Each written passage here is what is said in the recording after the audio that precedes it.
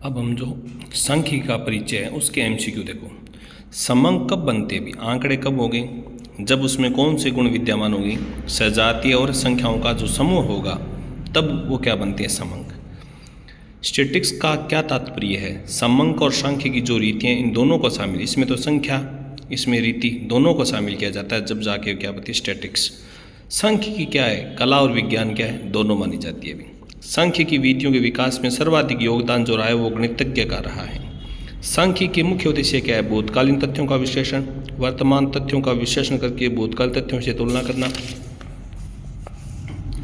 वर्तमान में होने वाले परिवर्तनों के कारण और भावी परिवर्तनों का पूर्वानुमान लगाना, तीनों ही शामिल है। इसमें सभी शामिल है क्या, सभी शामिल है। अपने वर्तमान रूप में प्रयोग किया जाने वाला शब्द स्टैटिस्टिक्स लगभग कितनी शताब्दी पुराना है, लगभग एक शताब्दी पुराना है। सांख्यिकी सिद्धांत के अनुसार निम्न दिग्गजों का योगदान अद्वितीय रहा है। सांख्यिकी में किसका योगदान सबसे ज़्यादा रहा है, रोनाल्ड फिशर, कार्ल स्पिरेंस और फ्रांसिस गाल्टन का सबसे ज़्यादा है। सांख्यिकी को उचित रूप से माध्यम का विज्ञान कहने वाली ऐसी बातें बावड़ो आदमी कस कहते बावड़े। अब आगे है, प्राथमिक समकों के संग्रहण की एक उपयुक्त रीति का चुनाव निम्न तत्वों पर निर्भर करता है। अनुसंधान की प्रकृति पर निर्भर करता है, उद्देश्य और क्षेत्र पर, उपलब्ध समय और साधन पर, उपयोग सभी पर क्या करता है, डिपेंड करता है। प्रयोग करते समय द्वितीय सारणी निम्न गुणों की उपस्थिति देखी जा सकती है। किसकी भी, विश्वसनीयता की, उपयुक्तता की, पर्याप्तता की, तो सभी गुण देखे जाएंगे। जब आप प्रथम जो डाटा है उनको अगर आप द्वितीय में यूज कर रहे हैं तो आपको इस प्रकार देखना होगा। एक आदर्श प्रश्नावली में प्रश्नों की संख्या क्या होनी चाहिए, सर्वश्रेष्ठ के उद्देश्य को ध्यान में रखते हुए यथासंभव कम से कम प्रश्न होने चाहिए।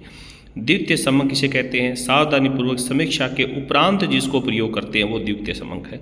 प्रकाशित द्वितीय समकों में से निम्न से अधिक विश्वसनीय और अधिक परिशुद्ध होने की प्रत्याशा क्या है। अंतर्राष्ट्रीय संस्थाओं और राष्ट्रीय सरकारों के जो प्रकाशन है वो क्या माने जाते हैं भी, सही माने जाते हैं। द्वितीय समंक की तुलना में प्राथमिक समंक क्या है भी, उस प्राथमिक समंक विश्वसनीय संग्रहण में ली जाने वाली सावधानी और अनुसंधानकर्ता के विवेक और अनुभव पर निर्भर करता है भी। और आगे है, निम्न में से कौन सी प्राथमिक समंक संग्रहण रीति सर्व उपयुक्त मितव्ययी मानी जाती है, जबकि अनुसंधान क्षेत्र बहुत ही विशाल है और सहसूचक अधिकतर शिक्षित हो और अपने कर्तव्यों के प्रति जागरूक हो, तो कौन सा माना जाता है, डाक द्वारा प्रश्नावली भेजकर हो सकता है अगर शिक्षित वगैरह है ना। निम्न इनमें से कौन सा द्वितीय समंक का स्रोत नहीं है, कौन सा नहीं है इसमें, तो इसमें फर्म द्वारा विपणन सर्वेक्षण में एकत्रित किए गए समंक द्वितीय का भाग नहीं है। बस वर्गीकरण सारणीयन का कौन सा भाग है, तो वर्गीकरण कौन सा है, प्रथम होता है। सारणीयन कौन सा होता है, द्वितीय। तो इसमें वर्गीकरण पूछा तो प्रथम भाग है। एक सारणी समकों को क्रमबद्ध करने की व्यवस्था है, तो सारणी में क्या होता है, स्तंभ और पंक्ति में बांटा जाता है भी। काल अनुक्रमित वर्गीकरण में समकों का वर्गीकरण किसके आधार पर, काल को मतलब केवल समय, तो समय के आधार पर वर्गीकरण होता है। एक वर्ग का मध्यम बिंदु निम्न प्रकार ज्ञात किया जा सकता है, तो अधर और अपर जो सीमा होती है इन दोनों को अपर और अधर सीमा को जोड़कर किसका भाग देना है, तो इसमें तो अंतर है भी, अंतर मतलब माइनस करके नहीं होता, जोड़ के दो को भाग लगा है, L1 + L2 बटा 2। निम्नलिखित में से कौन सी खंडित श्रेणी नहीं है। खंडित का मतलब क्या होता है भी, खंडित में कोई भी संख्या हो वो पूरी होगी, कभी भी पॉइंटों में, अनुपात में, भिन्न में नहीं होगी। एक पुस्तक के पृष्ठ की संख्या, तो पृष्ठ पूरा हुआ तो पृष्ठ कोई नहीं हुआ है। एक मकान में कमरा भी, आधा कमरा कोई नहीं, कमरा पूरा ही हुआ है। विद्यार्थी की ऊंचाई पॉइंट मोस के भी पूरी होनी जरूरी को नहीं। विद्यालय में छात्र की संख्या भी पूरी होती, तो ये नहीं है। बस ये क्या है, अखंडित है, बाकी तीनों खंडित है। यथासंभव एक अविच्छिन्न आवर्ती बंटन की रचना निम्न प्रकार के वर्गांतरों के अनुसार होनी चाहिए। किसके अनुसार होनी चाहिए भी, समान वर्गांतर के अनुसार मांगी बांटनों भी। समकों को निम्न प्रकार प्रस्तुत किया जा सकता है। समकालिकियाँ पेशकश का भी, सारणियों पेशकश का, चित्र बना के, बिंदु रेखे, तीनों कश का, तीनों विधियाँ। एक द्विचर सारणी में नाम या द्विचर वो मतलब दो होना चाहिए, कम चर कितना होना चाहिए, 2। रेखा चित्र के उपकरण साधन की शो है भी, रेखा चित्र व प्रस्तुतिकरण वो पेश करा भी। बहुगुणी दंड चित्र है वो एक विमा चित्र में है।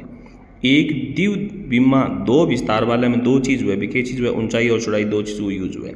वर्ग चित्र और वर्त चित्र जिको है नहीं बे में क्या उसी भी, वर्ग और वर्त चित्र जिको उसी चौथा को आपनो, तो बे में उसी वर्ग और वर्ग चित्र क्या मावे, द्विव विस्तार में आवे, क्या में शामिल हुआ है? द्विव विस्तार चित्र में। देखें बाद में अगलो है, निम्न में से कौन सी त्रिविमायन 3 विस्तार वाले चित्र हैं? तो वह किसा उसी भी दंड चित्र तो क्या मावा है? एक में आयत क्या मावा है? आयत क्या मावा है? द्विव में। तो घन क्या मासी? त्रिविम मासी। अब वो एक प्रश्न दे रहा है कि यदि किसी रेफ्रिजरेटर के 3 प्रतिमान मॉडल की कुल लागत 6481 और 10,000 रुपये हो तो वह कुल लागत 10 मदों में विभक्त हो। तुलनात्मक विश्लेषण के लिए कौन सा चित्र आप इसमें यूज करेंगे? तो इसमें ज़्यादातर यूज होगा कोणीय या वृत्तखंड चित्र। कौन सा होगा अभी?